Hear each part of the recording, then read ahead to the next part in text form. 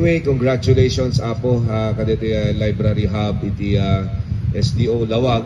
Siguraduhin niyo apo nga iti City Government of Lawag will always support ti aming project si DepEd.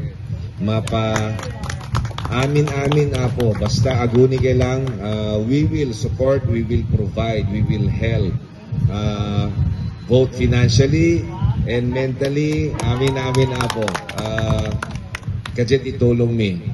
Anyway, ibaga kami ni Sir John Paul Tatay about the natipidyo. So that's one of the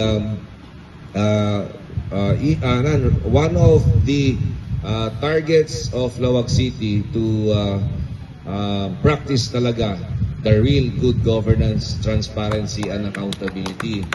Ket so far manipod idi biyang utak amin it city, we were able to save 3.8 million when kadigijay proper bidding lang. So the more we save, the more met lang adaduti programa projects nga masuportaran mi.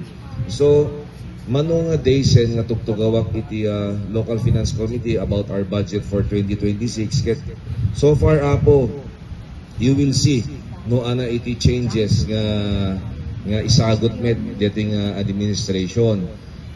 So nalpasen iti first 100 days ko. The challenge was first was to deliver, and the most challenging part was to deliver what's left of the previous administration. That was a challenge. No anaman lang tinabadi nga balak, DJ lang I had to work within that. So